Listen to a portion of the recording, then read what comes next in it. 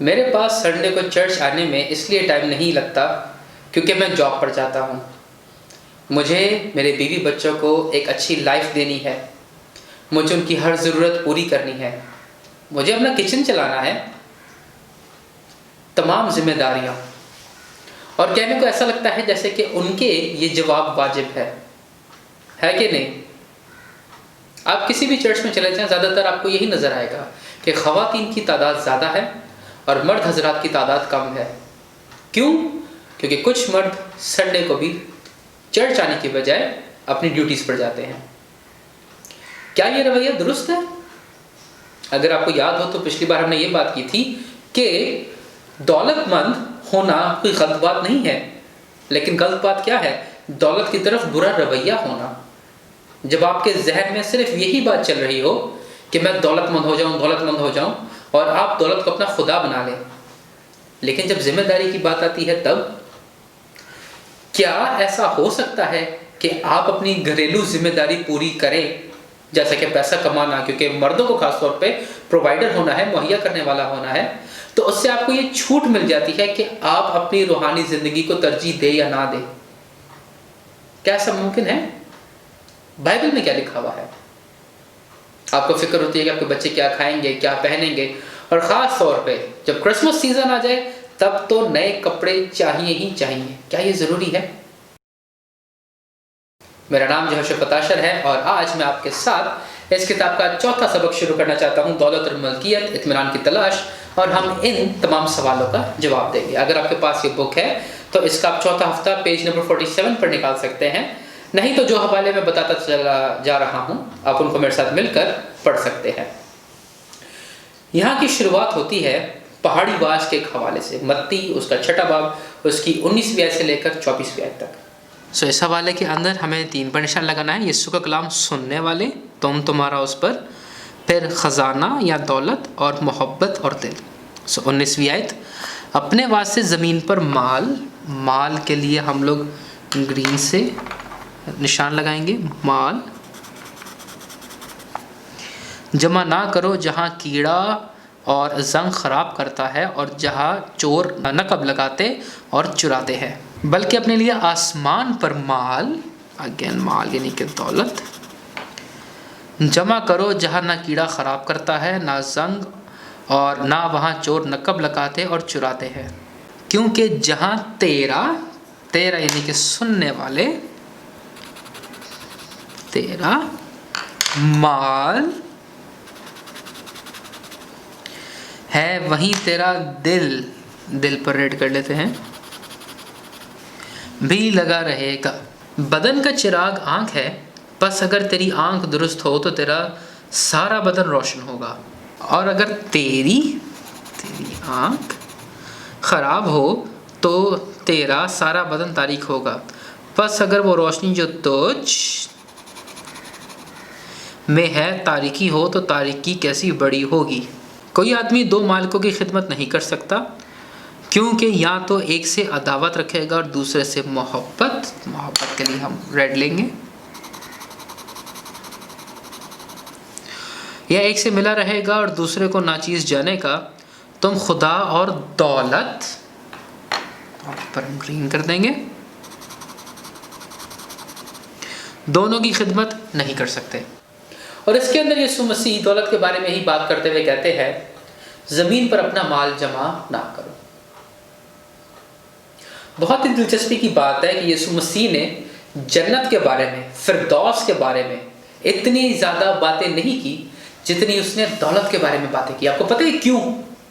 اگر آپ کو ہمارا پچھلا سبق یاد ہو، اور اگر آپ نے نہیں دیکھا ہے تو میں آپ کو ضرور یہ ریکمینڈ کروں گا کہ آپ وہ پچھلا ایپیسوڈ بھی دیکھیں۔ اس کے اندر یہی بات ہو رہی تھی کہ انسان کے دل میں جو ابلیت ہے وہ خدا کی جگہ پیسہ لے سکتا ہے، اس لیے یسوع مسیح نے دولت کے بارے میں بہت بات کی۔ اس دنیا میں دولت ہی تو ہے جو تمام چیزیں آپ کو دے سکتی ہے۔ یسوع مسیح نے بولا کہ تمہارے دل پہ دولت حکومت نہ کرے، اور دوبارہ سے وہ دولت کے بارے میں بات کرتے ہیں اور کہتے ہیں کہ زمین پر اپنے لیے دولت جمع نہ کرو، یہاں پہ خراب ہو جائے گی، الٹیمیٹلی دولت چلی جائے گی۔ اور اگر آپ اکنامکس پڑھتے ہیں یا آپ نے کچھ بھی پڑھا ہے تو آپ جانتے ہیں کہ پیسے کی ویلیو ہمیشہ ختم ہوتی چلی جاتی ہے. اس لیے جو انویسٹرز ہیں وہ سونا خرید لیتے ہیں یا کہیں پر انویسٹ کر لیتے ہیں, کوئی ایسی چیزیں جن کی ویلیو بڑھتی ہے, لیکن اپنے پاس وہ کیش نہیں رکھتے ہیں بیکاز پیسے کی ویلیو گرتی چلی جاتی ہے. اور یہی یسوع مسیح بتانا چاہ رہے ہیں یہاں پر. وہ کہہ رہے ہیں کہ تم یہاں پر مال جمع نہ کرو, بلکہ کہاں مال جمع کرو؟ تم آسمان پر مال جمع کرو. کیوں؟ جہاں تیرا مال ہے وہیں تیرا دل بھی لگا رہے گا, اور جہاں پر تیرا مال ہے وہیں پر جو ہے وہ تیرے دل پہ حکومت بھی کرے گا. یعنی کہ اگر آپ کا مال دنیا کا مال ہے تو دنیا میں جو ہے وہ آپ پر حکومت کرے گا, اور وہ ہے دنیا کی چیزیں. لیکن اگر آپ کا مال آسمان پر جمع ہے تو آسمان پر جو ہے وہ آپ کے دل پہ حکومت کرے گا, وہ ہے خدا. اس لیے یسوع مسیح کہتے ہیں کہ تم اپنے دل کو سنبھال کے رکھو. اور اس کی 24ویں آیت کے اندر وہ کہتے ہیں کوئی آدمی 2 مالکوں کی خدمت نہیں کر سکتا, کیونکہ یا تو ایک سے عداوت رکھے گا اور دوسرے سے محبت, یا ایک سے ملا رہے گا اور دوسرے کو ناچیز جانے گا. تم خدا اور دولت دونوں کی خدمت نہیں کر سکتے. اس کا مطلب یہ, یا تو آپ خدا سے محبت کریں گے اور دولت کو ناچیز جانیں گے, یا آپ دولت سے محبت کریں گے اور خدا کو ناچیز جانیں گے. اس لیے بہت ضروری ہے کہ آپ اپنے آپ سے سوال کریں کہ آپ کس سے محبت کرتے ہیں. اور جیسا کہ میں نے شروع میں آپ کے پاس سوال رکھے, اکثر اوقات تو لوگ لالچ میں دولت کے پیچھے بھاگتے ہیں, لیکن آج جو میں بات کرنا چاہتا ہوں, آج لوگ کیا کرتے ہیں, آج جس بارے میں بات کرنا چاہتا ہوں, لوگ کیا کہتے ہیں, اپنی ذمہ داریوں کا بہانہ لگا دیتے ہیں کہ ہماری یہ ذمہ داری ہے, ہم نے ٹیبل پر کھانا رکھنا ہے, ہم نے کپڑے لا کر دینے, ہم نے رینٹ پے کرنا ہے یا بجلی کا بل, واٹ ایور. اور وہ کہتے ہیں کیونکہ اتنی زیادہ ذمہ داریاں ہیں ہم اپنی روحانی زندگی پر توجہ نہیں دے سکتے. سو 2 ایکسٹریمز ہیں. ایک, آپ کہتے ہو کہ میں امیر ہی ہو جاؤں اس لیے خدا کو چھوڑ دیتے ہو. دوسرا, آپ کہتے ہو نہیں, ضرورتیں اتنی پوری کرنے والی ہے کہ میرے پاس خدا کے لیے ٹائم نہیں ہے. دونوں نظریات غلط ہیں. یوحنا اپنے پہلے خط اس کے 2 باب اس کی 15-16 آیات کے اندر کہتا ہے, نہ دنیا سے محبت رکھو نہ ان چیزوں سے دنیا میں ہے. جو کوئی دنیا سے محبت رکھتا ہے اس کے اندر باپ کی محبت نہیں, کیونکہ جو کچھ دنیا میں ہے, یعنی کہ جسم کی خواہش اور آنکھوں کی خواہش اور زندگی کی شیخی, وہ باپ کی طرف سے نہیں بلکہ دنیا کی طرف سے ہے. اب یہاں پر میں یہ نہیں کہنا چاہ رہا کہ آپ اپنی ذمہ داریاں چھوڑ دیں یا ان کو ترک کر دیں, لیکن جتنا ہمبلی ہو سکے اتنا ہمبلی جیے. اگر آپ کو پچھلا سبق ہمارا یاد ہو تو اس میں یہی بات کی جا رہی تھی, جب سپاہی یوحنا بپتسمہ دینے والے کے پاس آئے تھے تو یوحنا نے ان کو بولا تھا کہ اگر تم توبہ کرتے ہو تو تم اپنی تنخواہ پر کفایت کرو, مطمئن رہو. مسائل کہاں سے شروع ہوتے ہیں؟ جب ہم مطمئن نہیں رہتے. مجھے پتا ہے کہ مہنگائی بہت زیادہ ہے, مجھے پتا ہے کہ پاکستان میں اکانومک کرائسس ہے, نہ صرف پاکستان کے اندر پوری دنیا کے اندر ہی یہ حال ہے, لیکن ہم لوگ سروائیو کر رہے ہیں. اور آج بتانا چاہتا ہوں کہ یس, ہماری ذمہ داری ہے ایز اے مین پرسنلی, میں اس بات کو سمجھتا ہوں کہ ٹیبل پر کھانے لانے کی ذمہ داری کیسی ہے, ایک مرد ہوتے ہوئے گھرانے کو کیسے چلایا جائے میں جانتا ہوں. لیکن میرا توکل میری قوت پر نہیں ہے, میرا توکل خدا پر ہے. پہاڑی واس کے اندر ہی یسوع مسیح متی 6 باب اس کی 25ویں آیت سے لے کر 34ویں آیت کے اندر کہتے ہیں, اس لیے میں تم سے کہتا ہوں کہ اپنی جان کی فکر نہ کرنا کہ ہم کیا کھائیں گے یا کیا پئیں گے, اور نہ اپنے بدن کی کہ کیا پہنیں گے. کیا جان خوراک سے اور بدن پوشاک سے بڑھ کر نہیں؟ یعنی کہ یسوع مسیح کیا کہہ رہے ہیں, تمہیں فکر کرنے کی ضرورت نہیں ہے. کیوں؟ اور آگے پھر وہ مثال دیتے ہیں پرندوں کی اور گھاس کی. وہ کہتے ہیں تم ان کو دیکھو, پرندے بوتے ہیں؟ بالکل بھی نہیں بوتے, لیکن وہ کھاتے ہیں. پھول کیا محنت کرتا ہے اپنی پوشاک کے لیے؟ کوئی پوشاک کے لیے محنت نہیں کرتا, لیکن خدا اس کو کیسی پوشاک پہناتا ہے. میں آپ سے کہوں گا کہ آپ اگر کوئی قریب کا باغ ہے یا آپ کے گھر میں اگر پودے لگے ہوئے ہیں, آپ جا کر جو بھی کوئی چھوٹی کلی نکلی ہوئی ہے, کوئی پھول نکلا ہوا ہے, اس کو دیکھیں اور اس کی پتیوں کو ہاتھ لگائیں. کتنی کومل ہوتی ہیں, سافٹ, نازک. जैसा उस तरह का कपड़ा होता है, ज़ाहिर सी बात है पतियों की तरह तो नहीं हो सकता, लेकिन कपड़ा बहुत बहुत महंगा है, जैसे कि जिसमें सबसे महंगा रेशम है, महंगा होता है। तो खुदा ने कहा कि मैं तुम्हें पहनाऊंगा। तो लिहाजा क्या आपको फ़िक्र करने की ज़रूरत है कि हम क्या पहनेंगे, क्या खाएंगे, क्या पिएंगे? नहीं, खुदा मुहैया करेगा। क्योंकि कभी कभार क्या होता है, कभी कभार हम अपनी मेहनत पर ही तकाजा करते रहते हैं, उसी पर अपना इन्हिसार करते रहते हैं और खुदा को हम साइड लाइन कर देते हैं। ऐसा नहीं होना चाहिए। यीशु मसीह ने कहा तुम्हें इतना परेशान होने की ज़रूरत नहीं, क्योंकि तुम जितने भी बड़े हो जाओ, तुम्हारा बाप आसमान पर बैठा हुआ है। अब मैं ये नहीं कह रहा कि हम इस फिक्र से बिल्कुल आज़ाद हो सकते हैं। जैसा कि मैंने कहा, एज अ मैन मैं खुद इन बातों को समझता हूँ, मुझे बहुत दफ़ा ये टेंशन हो जाती है, लेकिन मैं अपने आप को खुदा के ये वादे याद दिलाता हूँ कि खुदा ने मुझसे क्या क्या वादा किया हुआ है। बनी इसराइल की आप हिस्ट्री अगर जानते हैं तो आप जानते हैं कि मिस्र से निकलने के बाद जब वो मुल्क कनान में आने लगे थे, तो वो एक जगह पर आए और वहाँ पर उन्होंने बोला कि हम लोग 12 जासूस भेजेंगे आगे के मुल्क में और उस मुल्क का पता लगाएंगे। वो होकर तो आ गए, लेकिन उसमें से 10 जासूसों ने बोला कि हम उस जगह को फतह नहीं कर सकते, लेकिन 2 उसके अंदर से, जिसके अंदर से जो कि कालब और यशवा थे, उन्होंने कहा नहीं, हम उसको सर कर लेंगे। क्या फ़र्क था दोनों में, दोनों ग्रुप्स में? यशवा और कालिब को खुदा के पिछले काम याद थे।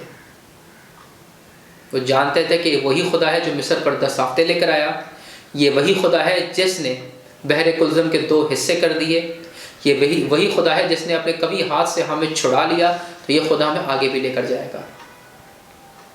यही बात है, यही असूल है हम सब के लिए कि जब आगे मुश्किल दिखाई दे, अब पीछे देखें कि खुदा किस तरह से वफादार रहा है, और अगर खुदा पहले वफादार रहा है, खुदा आगे भी वफादार होगा।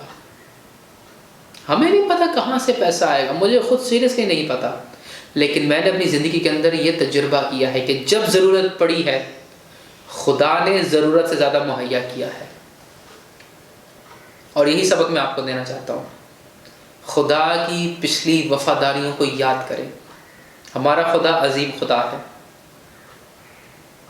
और कभी भी अपनी ज़िम्मेदारियों को बहाना ना बनाए अपनी रूहानी ज़िंदगी में मेहनत की गफलत के लिए। अपनी रूहानी ज़िंदगी में मेहनत करना एक बात है, वो भी ज़रूरी है।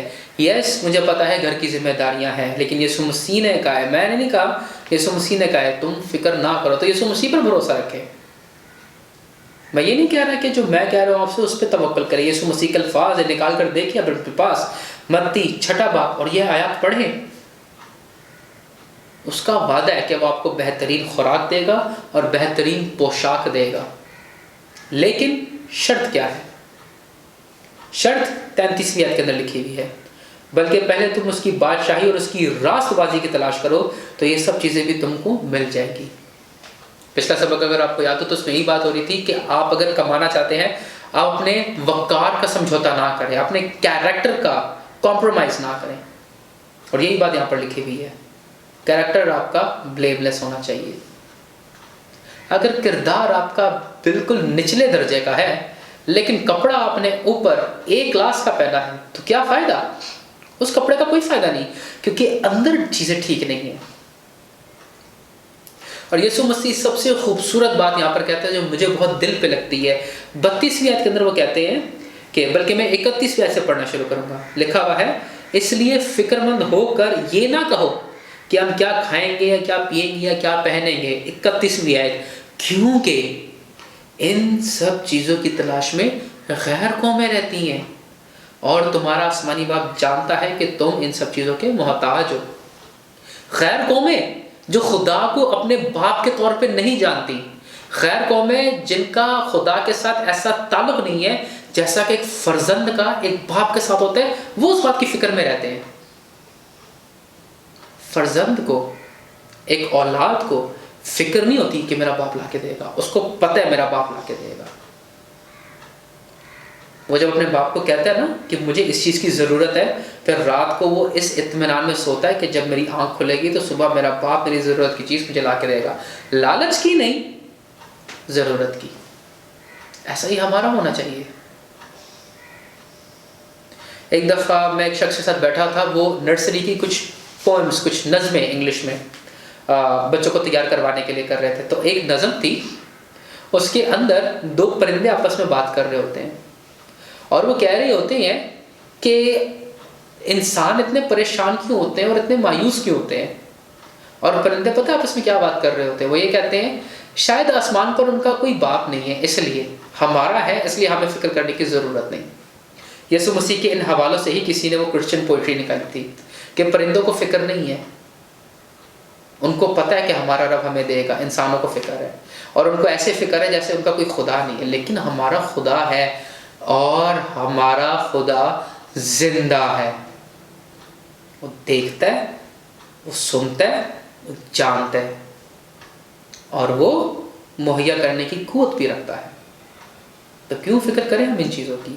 میں یہ نہیں کہہ رہا کہ ان تمام چیزوں کی فکر نہیں آئے گی، آئے گی، لیکن ان کا مقابلہ کیسے کرنا ہے وہی میں آپ کو بتانا چاہ رہا ہوں کہ خدا کی پچھلی وفاداریوں کو یاد کریں. ایسا ہو ہی نہیں سکتا کہ آپ خدا کو جانتے ہیں اور خدا نے آپ کی زندگی میں کام نہ کیا ہو. امپاسبل. اور اگر آپ کو یاد نہیں آ رہا کہ خدا نے کوئی ایسا کام کیا ہے تو آزما کر دیکھ لیں. خدا خود کہتا ہے آزما کے دیکھ لو، خدا تمہارا خدا کتنا بھلا ہے. لیکن اس کی کچھ شرائط ہے. ایک، لالچ میں نہیں، دوسرا ضرورت کے موافق. اور خداوند آپ کو آپ کی ضرورت سے بڑھ کے دے گا. انہی باتوں کو قائم رکھتے ہوئے پولوس تیموتھیوس کو جب خط لکھتا ہے تو پہلا تیموتھیوس 6 باب اس کی 8 سے 11 آیات اور 17 سے 19 آیات کے اندر وہ کہتا ہے بس اگر ہمارے پاس کھانے پہننے کو ہے تو اسی پر کنایت کریں. کیونکہ وہ کہتا ہے کہ جو دولت مند ہونا چاہتے ہیں انہوں نے اپنے آپ کو بہت سی پریشانیوں میں مبتلا کر لیا ہے. کیونکہ ضرورتیں پوری کرنا، اتنا مگن ہو جانا کہ اپنی روحانی زندگی کو ٹائم نہ دینا، یہ بھی ایک طرح سے لالچ ہی ہے کہ سب کچھ پورا ہو جائے. لیکن آپ سب کچھ پورا نہیں کر سکتے. انسان ہوتے ہوئے آپ محدود ہیں. آپ کو خدا پر انحصار کرنا چاہیے، لیکن افسوس کی بات ہے کہ ہم لوگ اپنے آپ پر انحصار تو کرتے ہیں، خدا پر نہیں کرتے. لیکن خدا چاہتا ہے کہ ہم اسے آزما کر دیکھیں. اور یہیں پر بات آتی ہے ایمان کی. ہم خدا کو دیکھ نہیں سکتے، لیکن خدا چاہتا ہے کہ ہم نہ دیکھتے ہوئے اس پر ایمان رکھیں اور پھر وہ اس ایمان کا بدلہ ضرور دے گا. اور پولس کہتا ہے آگے 10ویں آیت کے اندر، جس کے بارے میں ہم نے پچھلے سبق میں بھی بات کی تھی، کیونکہ زر کی دوستی ہر قسم کی برائی کی جڑ ہے. زر یعنی کہ پیسہ، تو زر ہر قسم کی برائی کی جڑ نہیں ہے. زر کی دوستی ہر قسم کی برائی کی جڑ ہے، جس کی آرزو میں بعض نے ایمان سے گمراہ ہو کر دلوں کو طرح طرح کے غموں سے چھلنی کر لیا ہے. لیکن پھر وہ تیموتھیوس کو کہتا ہے اے مرد خدا، ان باتوں سے بھاگ اور راست بازی، دینداری، ایمان، محبت، صبر اور حلم کا طالب ہو. ان تمام چیزوں میں ظاہر سی بات ہے محنت بھی آ جاتی ہے، اور محنت کے لیے وعدہ ہے کہ محنتی شخص کبھی بھی محتاج نہیں ہوگا. داؤد اپنے زبوروں میں ایک بات کہتا ہے میں جوان تھا اور اب بوڑھا ہو گیا ہوں، لیکن ایک چیز میں نے دیکھی ہے، میں نے کبھی بھی راست باز کو محتاج اور اس کی اولاد کو ٹکڑے کا محتاج نہیں دیکھا. ایک زندگی اس نے گزار دی، بادشاہ تھا، پتہ نہیں کتنے ایکسپیرینس ہے اس کے لائف میں، لیکن وہ کہتے ہیں ایک چیز جو میں نے نہیں دیکھی، راست باز شخص کو میں نے محتاج نہیں دیکھا. اس کے پاس ہمیشہ کچھ ہوا ہے. اور اسی کا وعدہ پولس بھی آگے بیان کرتا ہے 17 آیت کے اندر.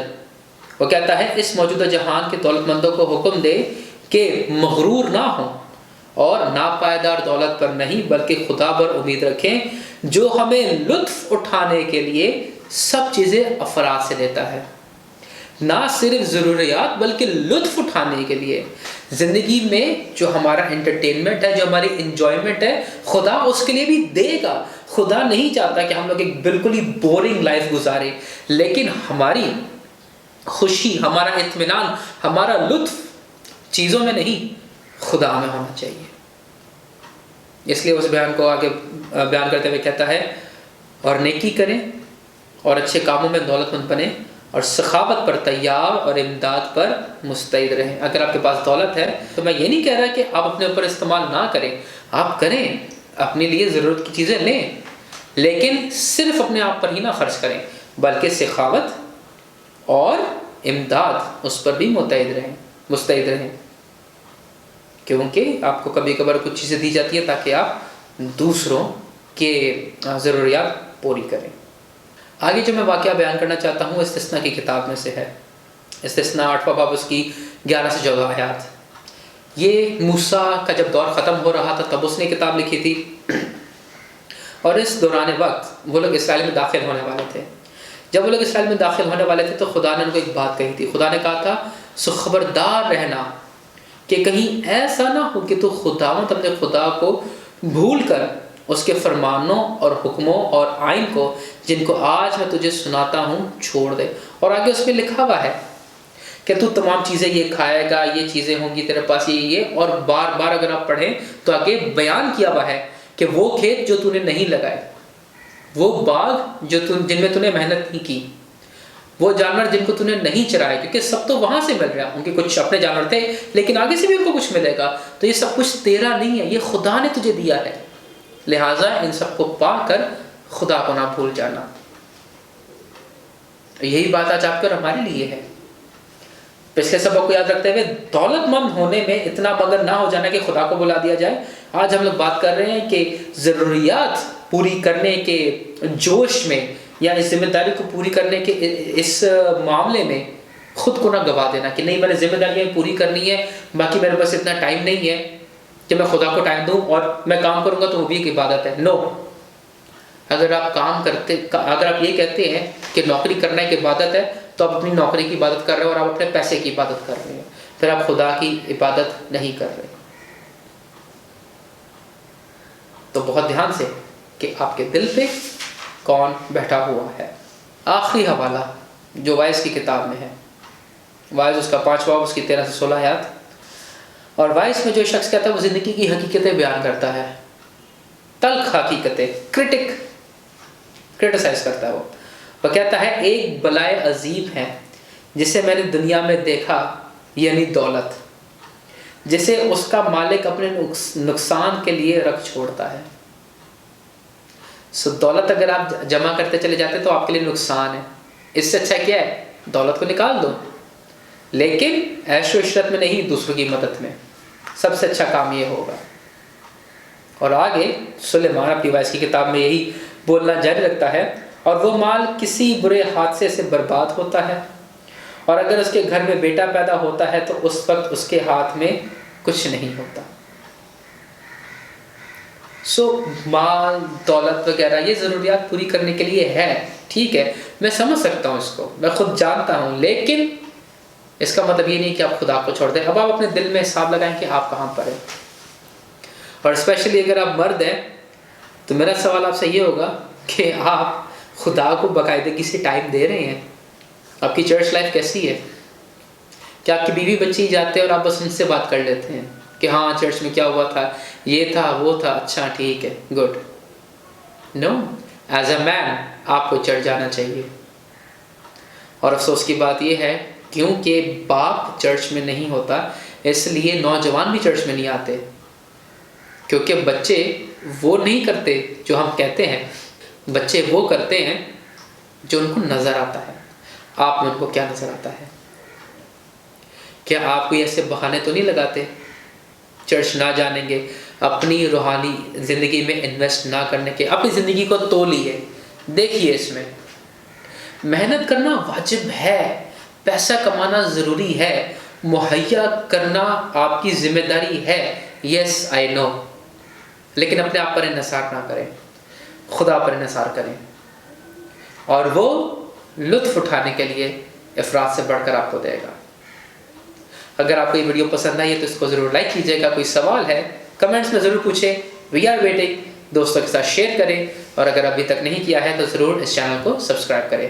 میرا نام جو ہے شفت عاشر ہے، آپ سب کی سلامتی مسیح میں ہوتی رہے، آمین۔